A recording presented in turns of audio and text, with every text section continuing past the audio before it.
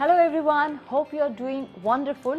বাংলালিংকের সৌজন্যে exclusive interview আপনারা দেখছেন এবং এই ইন্টারভিউতে আমার সাথে আছে আমাদের সবার প্রিয় বিশ্বসেরা অলরাউন্ডার সাকিব আল হাসান এবং শিশির, যারা দুজনই বাংলালিংকের ব্র্যান্ড অ্যাম্বাসেডর। চলুন কথা বলি আজকে এই দুজনের সাথে, কিন্তু তাদের খেলার বাইরে অন্য জগৎ নিয়ে তাদের সাথে আজ আড্ডা হবে। সো অলরাউন্ডার সাকিব আল হাসান আমাদের সামনে এখন বসে আছে। শিশিরের কাছে একটু জানতে চাই যে সাকিব আল হাসান কি অলরাউন্ডার শুধু খেলাতে নাকি বাসায় অলরাউন্ডার? বাসাতেও। হ্যাঁ, আচ্ছা। সব কিছুতেই খুব এক্সপার্ট, সব কিছুতেই। বাচ্চাকে টেক কেয়ার করা থেকে শুরু করে সব কিছু মানে খেয়াল রাখা, তো সব কিছুতেই অলরাউন্ড। শিশিরকে যদি প্রশ্ন করি যে সাকিবকে 10 out of 10 কত দিবে as a husband, as a father or as a cricketer? 10 out of 10। সবগুলোতেই 10 out of 10। বাহ। যদি ক্রিকেটার না হতে তাহলে কি হতো? ফুটবলের প্রতি অনেক ঝোঁক ছিল, জানি না ফুটবলার হতে পারতাম কিনা, বাট ফুটবলের প্রতি অনেক বেশি ইন্টারেস্ট ছিল। আর জানি না, পড়াশোনাও ভালোই ছিলাম, তো জানি না হয়তো প্রবাবলি ফুটবলার হয়ে যেত। হ্যাঁ, চান্সেস ওটাই বেশি ছিল, বাট বাংলাদেশের প্রেক্ষাপটে ওটা আবার একটু ডিফিকাল্ট ছিল। হয়তো এত তাড়াতাড়ি যে কি বলবো পপুলারিটি সেটা হয়তো হতো না, বাট খেলা হতো। হ্যাঁ, হয়তো। আচ্ছা, তাহলে স্পোর্টস পার্সনই থেকে যেতেন? হ্যাঁ, ছোটবেলা থেকে আসলে স্পোর্টসের প্রতি একটা ফ্যাসিনেশন ছিল। যেহেতু আমার কাজিন উনি ন্যাশনাল টিমে ফুটবল খেলছে প্রায় 7-8 বছর, আমার আব্বু ফুটবল খেলতো, সো ব্যাকগ্রাউন্ডটা যেহেতু একটু অ্যাথলেট মাইন্ডেড, সো যে কোনো খেলার প্রতি একটা ইন্টারেস্ট ছিল। অবসর সময় কি করে কাটে যখন খেলা থাকে না, তখন আসলে কি করো?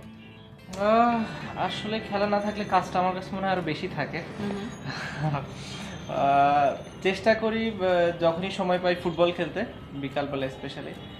আর এখন তো যেহেতু ফ্যামিলির সাথে সময়ই দেওয়া হয় না, সো যখনই টাইম পাই ফ্যামিলির সাথে সময়টা বেশি কাটানোর চেষ্টা করি। আচ্ছা, যখন খেলার জন্য হোক বা বেসিক্যালি খেলার কারণেই দেশের বাইরে বেশি সময় থাকতে হয়, যখন সেরকম জায়গায় থাকতে হয় এবং অ্যাজ আই নো যে অনেক সময় টেলিফোন রেস্ট্রিকশন থাকে যে ফোন ইউজ করা যাবে না, so how do you communicate with her? না, আসলে ফোন ইউজ করা যাবে না, এটা হচ্ছে একটা মাত্র সময় যখন আমরা খেলি।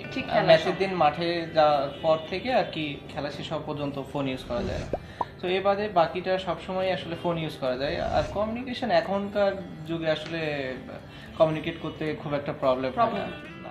কোনটা বেশি পছন্দের, ফেসবুক নাকি ভাইবার অর হোয়াটসঅ্যাপ, কোনটা?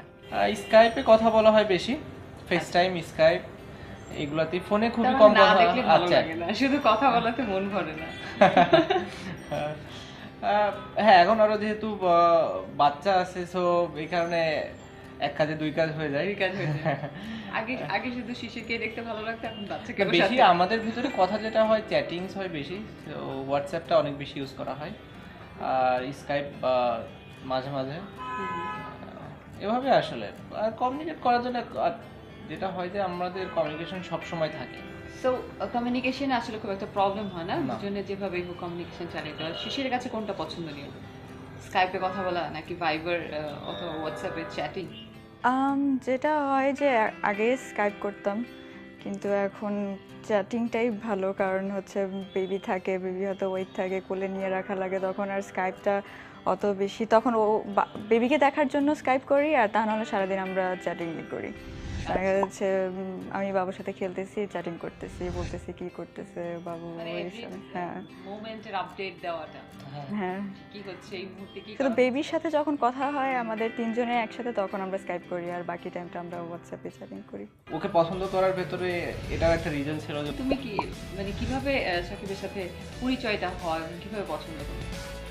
শিশিরকে কেন ভালো লাগলো সাকিবের, পরিচয় শুরু কিভাবে জানবেন আগামী বৃহস্পতিবার। নতুন পর্ব ডাউনলোড করার জন্য বাংলালিংক স্টোরের সাথেই থাকুন। নতুন কিছু করো, বাংলালিংক।